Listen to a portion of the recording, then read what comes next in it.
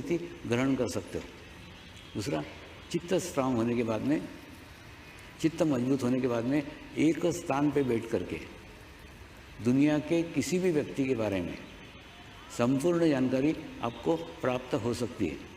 मैं आपको थोड़े उदाहरण से समझाता हूँ। एक बार यूके के अंदर एक कार्यक्रम देखा गया था। उस कार्यक्रम में मैं बैठा हुआ था लंदन के स्टूडियो में, और दुनिया भर के लोग मुझे प्रश्न पूछते थे। वो अपना नाम भी नहीं बताते थे, कुछ भी नहीं बताते थे, और मैं उनको समस्या जानता था, उनकी प्रॉब्लम जानता था, और उसका निदान बताता था। तो जो अनाउंसर था उसने कहा, भारत से एक महान ज्योतिषाचार्य आए हुए हैं, आप आपका नाम भी मत बताओ तो भी आपके बारे में सब कुछ बता देते हैं। आप देखेंगे आप जीवन के उस मुकाम तक पहुंच जाओगे जहां जीवन में पाने के लिए कुछ भी नहीं रहता है। आवश्यकता है नियमित रूप से अपने आप को समय देने की। आवश्यकता है नियमित रूप से ध्यान करने की। ये समझ लो चित्त आत्मा की आँख है। कई लोगों को चित्त और मन में अंतर समझ में नहीं आता। मन आपको विचार करता है,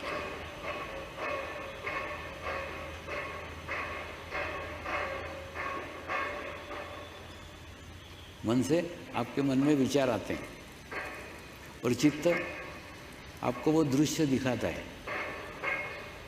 यानी पहले आपके मन में बस स्टैंड जाने का विचार आएगा, और कुछ देर के बाद में आप देखेंगे आपको बस स्टैंड दिखना चालू हो जाएगा।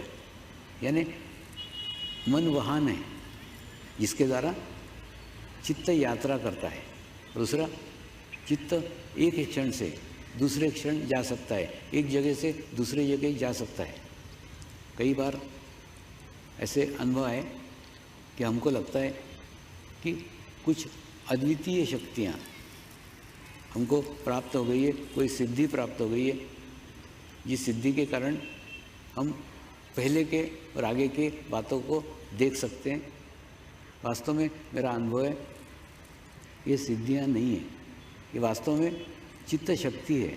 अगर आपकी चित्त शक्ति स्ट्रांग हो गई, अगर आपकी चित्त शक्ति मजबूत हो गई, तो आप एक क्षण में पिछले 50 साल पहले जा सकते हो और आगे के 50 साल आगे जा सकते हो। यानी चित्त से आप आगे के 50 साल की यात्रा कर सकते हो, चित्त से आप पीछे के 50 साल की यात्रा कर सकते हो, और उसके बाद में वहाँ का समग्र वर्णन, समग्र स्थिति ग्रहण कर सकते हो।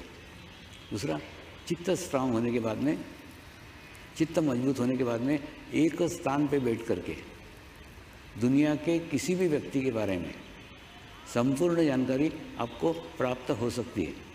मैं आपको थोड़े उदाहरण से समझाता हूँ।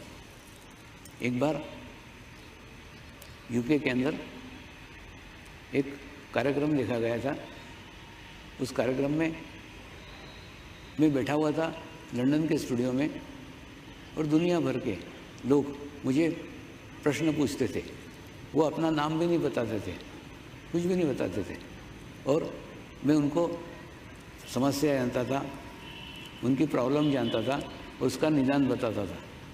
तो जो अनाउंसर था उसने कहा, भारत से एक महान ज्योतिषाचार्य आए हुए हैं, आप आपका नाम भी मत बताओ तो भी आपके बारे में सब कुछ बता देते हैं। लेकिन जब मेरे हाथ में माइक आया तब मैंने कहा, मैं ज्योतिषाचार्य नहीं हूँ। जिस प्रकार से प्रत्येक व्यक्ति की अंगूठी की छाप अलग अलग होती है, ठीक उसी प्रकार से प्रत्येक व्यक्ति का आभामंडल अलग अलग होता है, प्रत्येक व्यक्ति का ओरा अलग अलग होता है। तो जैसे ही वो व्यक्ति मुझसे कहता है कि स्वामी जी मुझे मार्गदर्शन करो, मैं उस व्यक्ति का ओरा देखता हूँ, उसका आभामंडल देखता हूँ, और प्रत्येक व्यक्ति का ओरा, प्रत्येक व्यक्ति का आभामंडल इस विश्व में अनोखा है, अद्वितीय है, यूनिक है। आपके जैसा आभामंडल, आपके जैसा ओरा दुनिया में किसी का भी नहीं है। तो जो व्यक्ति पूछता था उसका अवमंडल देख करके, उसका ऑरा देख करके उसके स्थिति को जानता था, और जैसी उसकी स्थिति रहती थी वैसे उसकी परिस्थिति समझ में आती थी, और फिर परिस्थिति का निदान करता था। तो कहने का अर्थ, योग का क्षेत्र अत्यंत विशाल है। योग के क्षेत्र से चित्त इतना स्ट्रांग हो जाता है कि वो आगे तक की जानकारी दे सकता है। एक समय था जब बलशाली युग था। बलशाली युग था यानी बड़ी बड़ी भुजाओं वाले,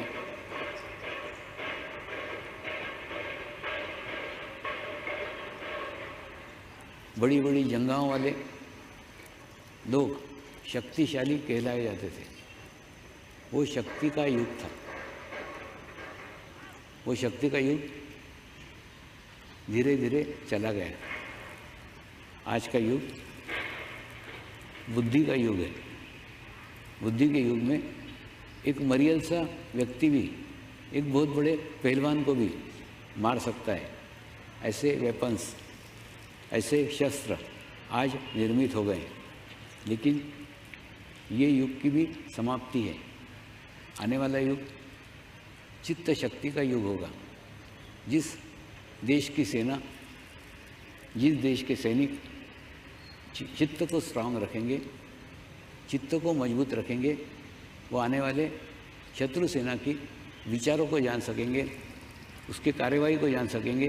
तो आवश्यकता है चित्त को स्ट्रांग करने की, चित्त को मजबूत करने की, और यही सिखाने के लिए आज मैं रक्षक वर्ष में भारत में मिलिट्री के शिविर लेता हूँ, पुलिस के शिविर लेता हूँ और उनको ध्यान सिखाता हूँ।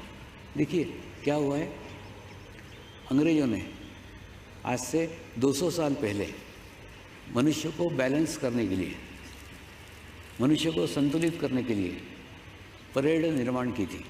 जो ये पुलिस या मिलिट्री के लोग परेड करते हैं ना, लेफ्ट राइट, कुछ नहीं। ये परेड के द्वारा उस व्यक्ति को संतुलित करते थे, उसको बैलेंस करते थे। यानी चंद्र नाड़ी और सूर्य नाड़ी का संतुलन करते थे, दोनों का बैलेंस करते थे। लेफ्ट राइट, और दूसरा सामने देखना। सामने देखने से क्या होता है, उसकी श्वास प्रश्वास की गति नॉर्मल रहती थी, बैलेंस रहती थी। लेकिन ये पद्धति 200 साल पुरानी है। यानी इस पद्धति को 200 साल हो गए हैं, और 200 साल में बुद्धि का खूब विकास हो गया है। यानी आज बाप से भी बुद्धिमान बेटा है, और बेटे से भी बुद्धिमान उसका बेटा है। यानी प्रत्येक पीढ़ी के साथ साथ बुद्धि का विकास हो रहा है। बुद्धि खूब ज़्यादा आगे बढ़ गई है। यानी राइट साइड बहुत ज़्यादा पावरफुल हो गई है, राइट साइड बहुत ज़्यादा शक्तिशाली हो गई है। और जब राइट साइड शक्तिशाली हो गई है, उस समय भी हम परेड को उसी तरीके से करेंगे, वही 200 साल पुराना हिसाब से करेंगे, तो क्या होगा? ये होगा कि हमारी राइट साइड अत्यधिक पावरफुल हो जाएगी। और राइट साइड अत्यधिक पावरफुल हो जाएगी तो क्या होगा? हमारी लेफ्ट साइड डाउन हो जाएगी। लेफ्ट साइड डाउन हो जाएगी तो क्या होगा? इनबैलेंस की स्थिति होगी, असंतुलन की स्थिति होगी। आपने देखा होगा कई बार सिपाही या तो अपने को गोली मार करके आत्महत्या कर लेता है, कई बार छुट्टी नहीं दी करके ऑफिसर को गोली मार देता है। क्या कारण है? कारण यही मानसिक असंतुलन है। इसलिए आवश्यकता है परेड के साथ साथ ध्यान को जोड़ने की।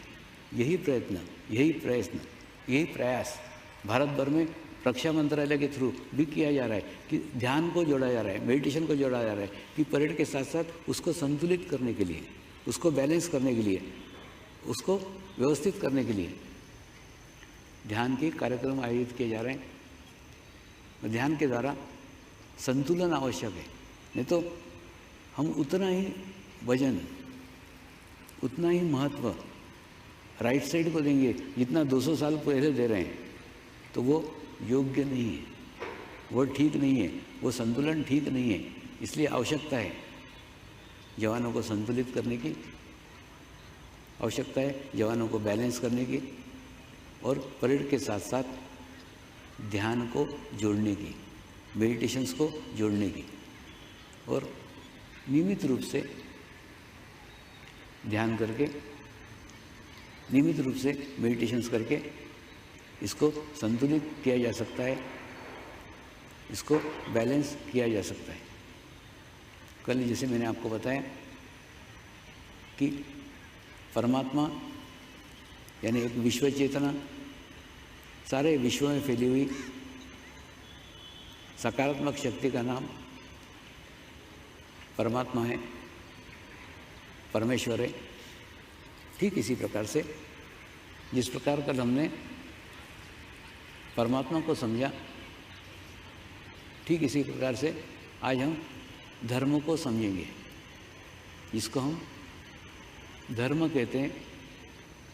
वास्तव में वो एक उपासना की पद्धति है और आज से हजारों साल पहले जब मनुष्य का विकास हुआ, मानव जाति का विकास हुआ, तो मानव जाति एकदम विकसित नहीं हुई है, खूब धीरे धीरे विकसित हुई है।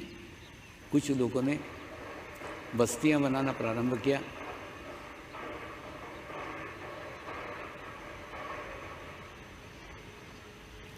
उस बस्तियों में से कुछ लोग जंगल में चले गए, निसर्ग के सानिध्य में रहे। निसर्ग के सानिध्य में जाने के बाद उनको जो अनुभूतियाँ आई, उनको जो अनुभव आए, वही अनुभव उन्होंने आकर समाज को बताए। लेकिन बहुत कम लोग आए। साधारणतः वो एक ऊंचाई है, वो एक स्थिति है, उस स्थिति में से कोई भी वापस नहीं आता, बहुत कम आते हैं। तो ऐसे जो कुछ लोग आए, उन लोगों ने जब अपने उपासना पद्धति के उपदेश लोगों को किए, अपने अनुभव लोगों को किए, तो उन्हीं की उपासना पद्धति, उन्हीं के अनुभव, उनके मृत्यु के पश्चात एक उपासना पद्धति बन गए। इस प्रकार से उपासना पद्धतियाँ निर्माण हुई है। लेकिन वास्तव में ये धर्म नहीं है, ये उपासना पद्धतियाँ हैं। उपासना पद्धति और धर्म में अंतर समझो। देखिए, उपासना पद्धति हमारे अलग अलग हो सकती है। आपकी उपासना पद्धति अलग हो सकता है मेरी उपासना पद्धति अलग हो सकता है हम सब की उपासना पद्धतियाँ अलग अलग हो। लेकिन उपासना पद्धतियाँ अलग होने के बावजूद भी हम सभी का धर्म एक है। धर्म से आशय मानव धर्म से है। हम सब मनुष्य हैं। अगर हम घोड़े के पिल्ले होते तो तेज दौड़ना हमारा धर्म होता। अगर हम कुत्ते के पिल्ले होते तो प्रामाणिकता से रहना हमारा धर्म होता। हम मनुष्य के पिल्ले हैं, इसलिए प्रेम करना हमारा धर्म है। तो मनुष्य धर्म ही सबसे प्रमुख धर्म है और वही धर्म को जगाने के लिए सारे धर्मों की स्थापना की गई है। जिस प्रकार से आज हम देखते हैं कि साइंटिस्ट लोग अलग अलग उपकरण बनाते हैं, सभी उपकरणों का उद्देश्य एक ही रहता है, मनुष्य को सुविधा देना, मनुष्य की तकलीफ़ें कम करना, मनुष्य को आराम देना, सबका एक ही उद्देश्य है। बिल्कुल ठीक इसी प्रकार से जितनी भी उपासना पद्धतियाँ हैं, सभी उपासना पद्धतियों का एक ही उद्देश्य है, आपको अंतर्मुखी करना और आपके भीतर की मनुष्यता को जागरूक करना, आपके भीतर की मनुष्यता जगाना। ये एक ही उद्देश्य से सारी उपासना पद्धतियाँ की गई है। इसलिए आप देखो ना, सभी उपासना पद्धतियों में एक ही बात तो कही गई है, सामान्य, सब सामान्य। कैसे? अच्छी बातें करो और बुरी बातें छोड़ो, अच्छी बातें करो और बुरी बातें छोड़ो। लेकिन ये कहते कहते कहते कहते आपका जीवन ही समाप्त हो जाता है, लेकिन कभी आप अंतर्मुखी नहीं हो पाते। ये पद्धतियाँ, ये उपासना पद्धतियों का अवलोकन हिमालय में पिछले 800 सालों से चल रहा था। 800 सालों से ऋषि मुनि ये सब का अध्ययन कर रहे थे।